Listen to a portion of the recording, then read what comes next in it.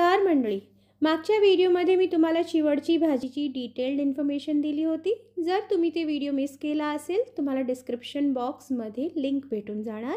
आता या व्हिडिओमध्ये आपण चिवडची भाजीपासून फुनके बनवण्याची पद्धत बघूया। हे फुनके खानदेशी स्टीम्ड मुठिये किंवा मुटके असतात, ज्याला गरमागरम ताकाची कढी सोबत खातात।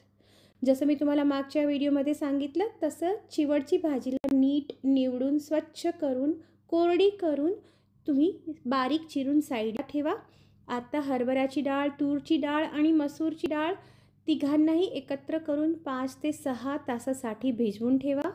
एका मिक्सरच्या भांड्यामध्ये हे डाळीला कमीत कमी पाणी घालून वाटून घ्या। आता एक मोठ्या भांड्यात हे डाळीचे मिश्रण घेऊन त्यात आलं लसूण हिरवी मिरचीचा पेस्ट, जीरा, हळद, कांदे आणि चिवडची भाजी बारीक चिरलेली मिक्स करून साईडला ठेवा। एक स्टीमरमध्ये पाणी गरम करायला ठेवा। प्लेटला तेल लावून ग्रीस करा। आता मिश्रणापासून फुणके तयार करून वाफायला ठेवा।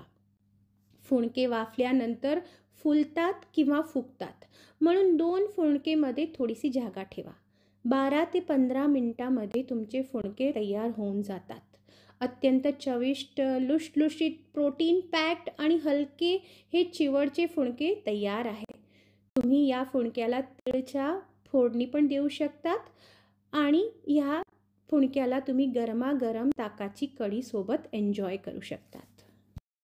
आणि या व्हिडिओला पाहून तुम्हाला जर काही ग्रामॅटिकल मिस्टेक वाटली असेल माझा व्हॉइस ओव्हरमध्ये, तुम्ही मनापासून सगळ्यांना सॉरी म्हणते, कारण मी एक सिंधी मुलगी आहे ज्याचं जन्मस्थान आहे गुजरात आणि लग्न झाले आहे जळगाव महाराष्ट्रामध्ये। तर जर तुम्हाला काही ग्रामॅटिकल मिस्टेक जाणवली असेल तर मी सगळ्यांना मनापासून सॉरी म्हणते।